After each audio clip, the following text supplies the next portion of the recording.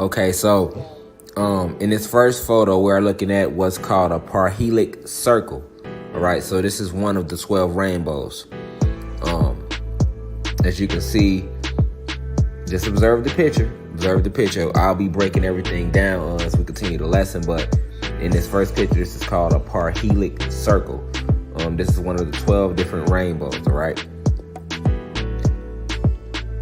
In this second picture, next we're looking at a halo, which is also one of the 12 rainbows.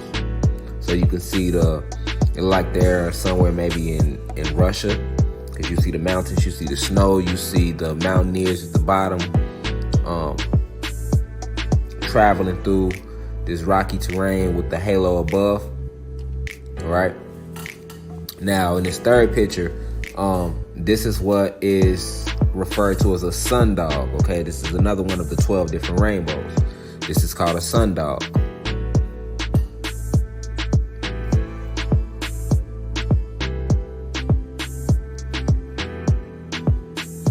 All right, so in this next picture, we have what's called a circumzenithal arc, or CZA. This is also another one of the 12 different rainbows. Once again, this is called a circumzenithal arc, or CZA for short. Okay, so in this next picture, what we have here is called a double rainbow. You can see both rainbows in the picture if you look closely. And like I say, family, it's many different rainbows, and a lot of us never knew the science behind rainbows. So we gonna break everything down today, because this is one of the many truths that is being unveiled. All right, so in the next picture, what you are looking at is called a twin rainbow, and this picture was taken from I believe an aerial photography. It looks like from maybe a plane or a helicopter. So this is what's called a twin rainbow. You can see the rainbow on the top, the little outline on the top of that rainbow, and then one at the bottom making a full circle from an aerial view.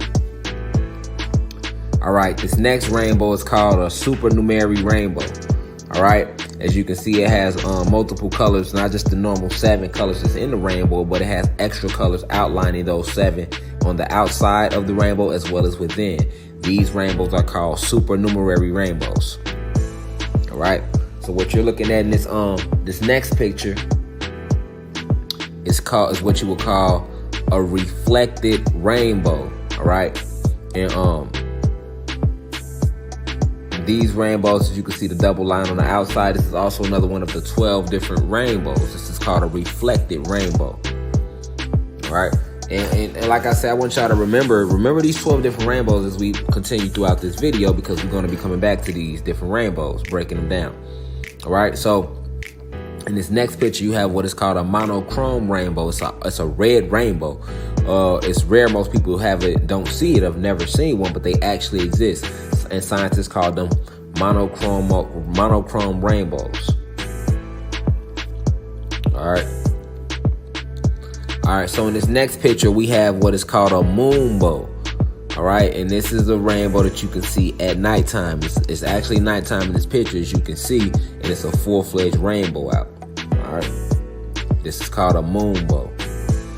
All right, in this next picture, this is also one of the 12 different rainbows, and they are called fog bows. F-O-G, a fog bow. F-O-G-B-O-W. So instead of a rainbow, it's called a fog bow. All right. And most of these rainbows are only seen over water.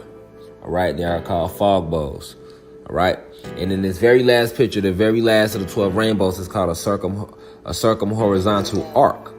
All right. And as you can see in this picture, you see the rainbow and the circular arc above. Kind of looks like a halo with the 2 rainbow lines going across. All right. So you have about 3 different color spectrums going on right there. 3 different color spectrums.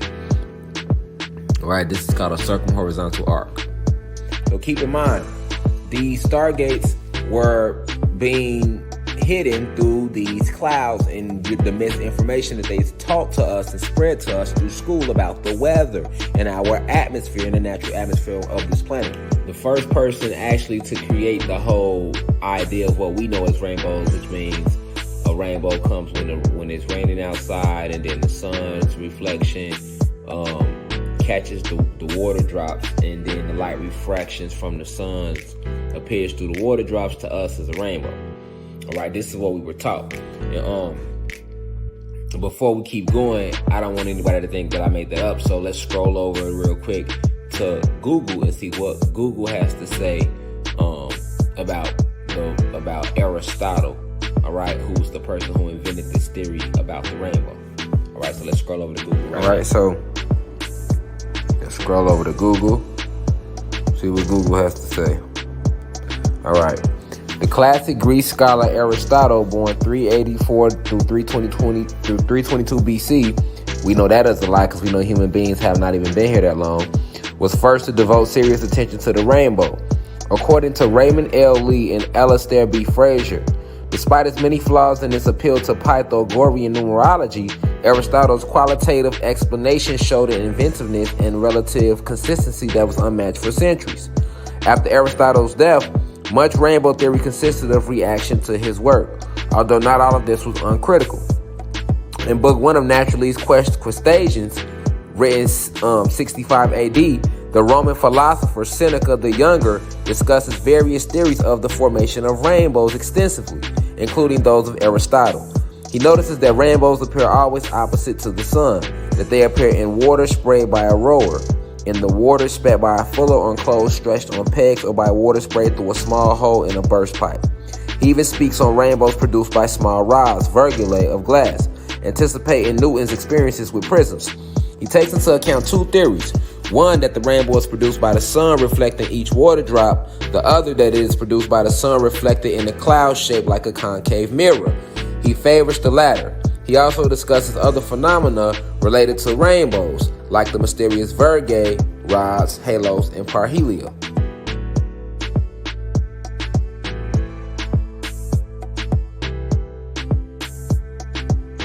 Okay, now the next one I'm gonna let you all look up for yourself, but you can Google, can rainbows appear without sunlight? Because Aristotle was the one that told us in order for a rainbow to come, rainbows appear because of the water droplets in the air that comes from the rain or in the sun's light.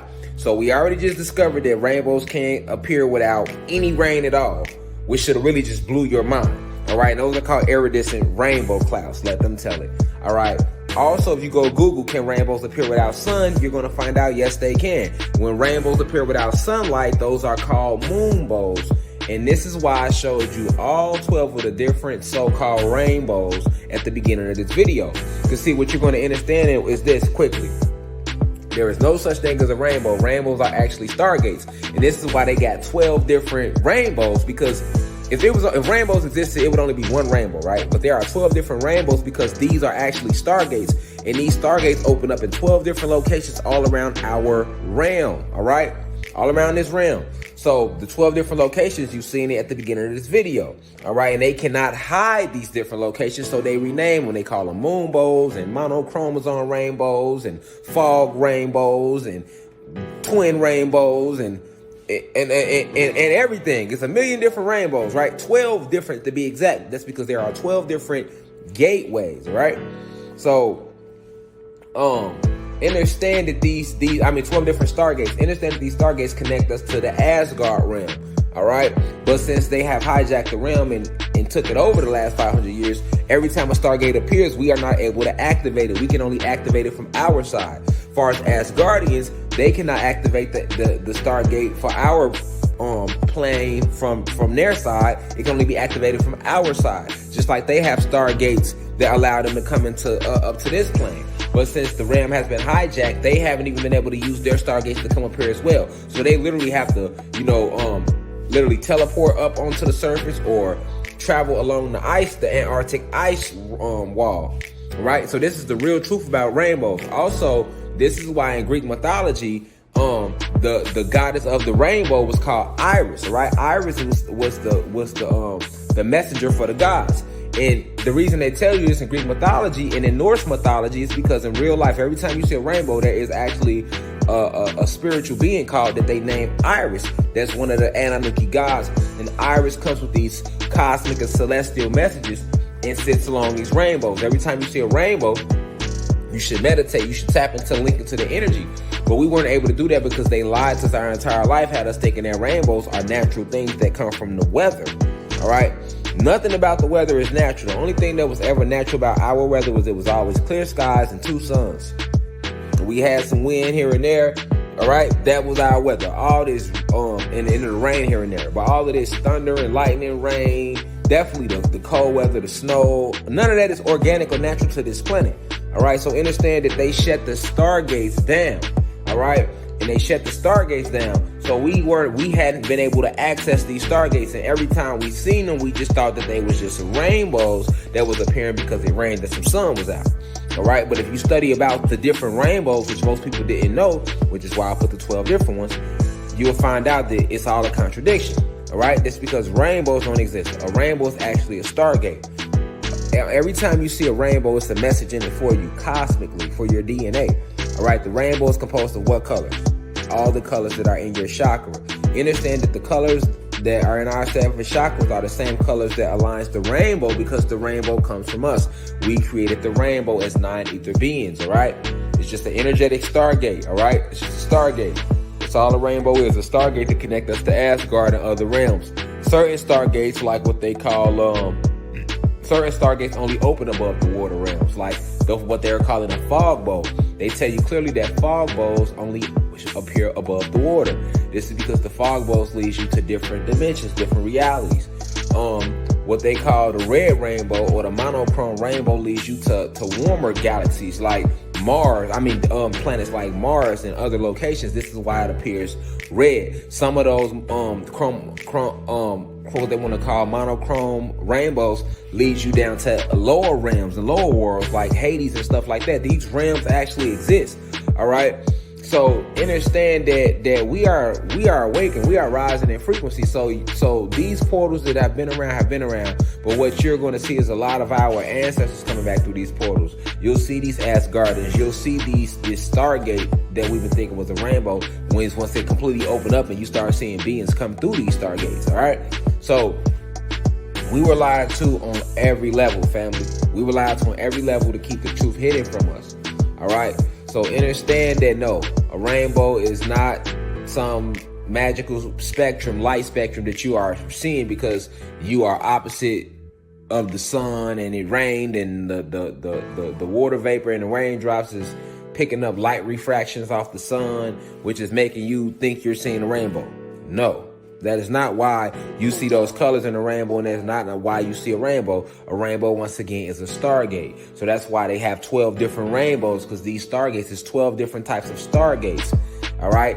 So you can't say 1 minute in their dictionary, in their definition that a rainbow needs rain and sun, but then when you look up the 12 different rainbows, it's actually rainbows that appear without the rain or the sun, because there's an actual entity that they call Iris in mythology, who sends messages, and her exact symbol is the rainbow. Right? So yeah, this runs very deep. Even when you say Iris, if you spell Iris backwards, you get Siri. And what does Siri do? She delivers you messages, or she takes messages from you and she go research things that you need on your phone. Okay, so the name Siri is nothing but the name Iris inverted. And the Iris is the Anunnaki goddess who they tried to hide in Greek mythology and just call her Iris and say that she was the messenger of the gods of Olympus.